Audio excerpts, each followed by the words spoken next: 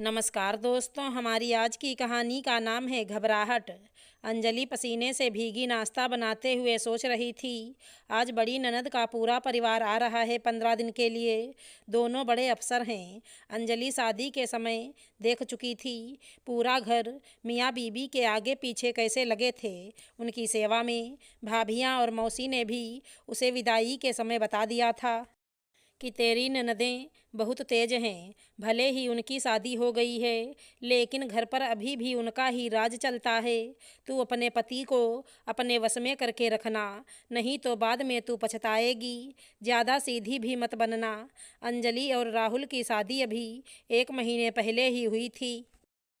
शादी के बाद सभी तुरंत चले गए थे, इसलिए किसी से भी अच्छी तरह से मुलाकात नहीं हो पाई थी। अब छुट्टियों में दोनों ननद एक के बाद एक आने वाली हैं। अंजलि सोच रही थी, न जाने क्या क्या और कितना बनाना पड़ेगा। उसे तो ज़्यादा कुछ बनाना भी नहीं आता था।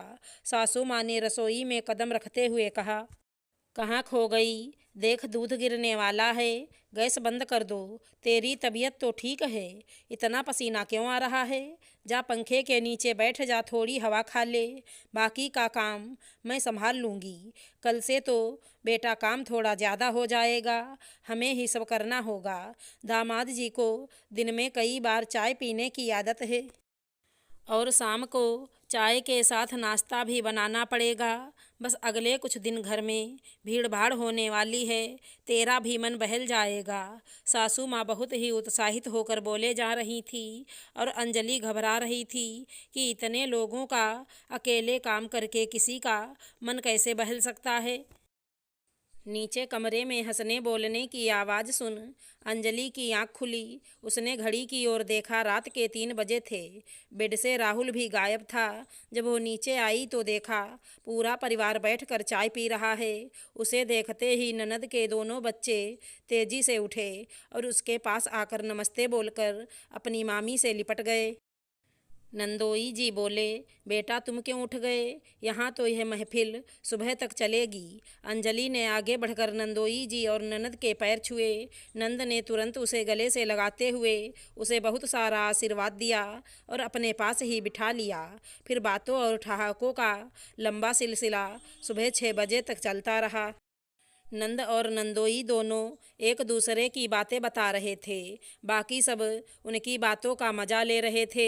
उनकी बातों में बड़ा ही अपनापन था। अंजलि के लिए यह एक बिल्कुल नया अनुभव था। उसे लग रहा था जैसे बरसों से इन लोगों को जानती हो।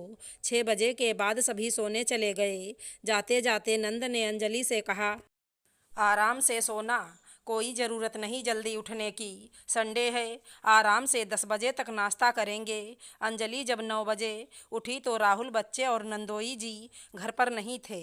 सासू माँ के कमरे में फ़ोन में बातचीत की आवाज़ आ रही थी। अंजलि ने सुना, छोटी ननद बड़ी ननद से पूछ रही थी, दीदी भाभी कैसी हैं? हम अब फ्री होकर आ तो सकते हैं, आपको क्या लगता है?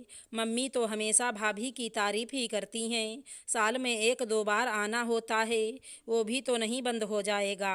बड़ी ननद ने कहा, अभी तो सीधी सादी लग रही है, आगे का किसने देखा?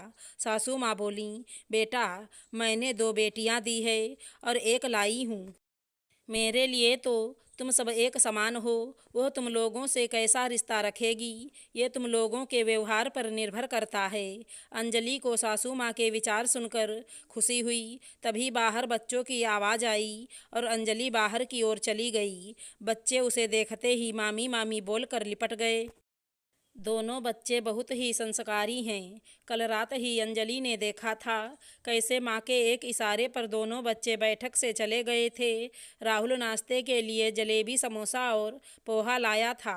नाश्ते के बाद ननद जी अपना बैग लेकर आईं। उसमें सबके लिए कपड़े थे।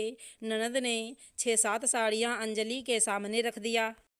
बोली, जो भी तुझे पसंद है रख ले। मुझे तेरी पसंद नापसंद का पता नहीं था, इसलिए जो भी मुझे पसंद आई मैं ले आई। दुकानदार को बोल कर आई हूँ, भाभी को पसंद नहीं आई तो सब वापस कर दूंगी। अंजलि ने देखा सभी साड़ियाँ एक से बढ़कर एक थी। उसे समझ नहीं आ रहा कौन सी ले। उसने कहा, दीदी सभी साड़ियाँ बहुत सुंदर हैं। आपकी चॉइस का कोई जवाब नहीं। मुझे तो समझ नहीं आ रहा कौन सी लूँ। तू सभी रख ले। सभी तीज त्योहार का एक बार में दे देती हूँ। ननद ने सभी साड़ी उसकी ओर सरकाते हुए कहा। अब कुछ मत बोलना, बस रख ले। ननद ने दूसरे दिन से घर के सभी कामों में अंजलि का हाथ बटाना शुरू कर दिया था। साथ ही उन्होंने खाना बनाने के लिए एक बावर्ची भी रख लिया। उनका कहना था, छुट्टी मनाने आए हैं, खाना और बर्तन धोने में सारा समय निकल जाएगा, तो बात कब करेंगे, इंजॉय कब करेंगे। ननद जहाँ भी जाती है अपने साथ अंजलि को भी ले जाती। अंजलि देख रही थी, ननद और नंदोई जी जहाँ जाते हैं वहाँ हंसी खुशी का माहौल बना देते। सभी लोग उनके आगे पीछे घूमते रहते थे। दोनों लोगों में कोई भी अहंकार घमंड नहीं था। उनकी सादगी और अपनापन वाला व्यवहार ऐसा था कि लोग उनकी ओर खिंचे चले आते थे, ना कि उनके ऑफिसर होने की वजह से। जैसा उसकी भाभियों और मौसियों ने बताया था कि तेरी ननदें बहुत तेज हैं, इसीलिए पहले वो बहुत घबरा रही थी। पर वह तो कहीं से भी वैसी नहीं लगीं। वह तो बहुत अच्छी हैं। 3 दिन बीत चुके हैं। आज छोटी ननद भी पूरे घर के साथ आ रही हैं। आज उसके मन में काम को लेकर घबराहट नहीं, बल्कि उनके आने की खुशी है। आशा करती हूँ हमारी कहानी अच्छी लगी होगी। धन्यवाद दोस्तों।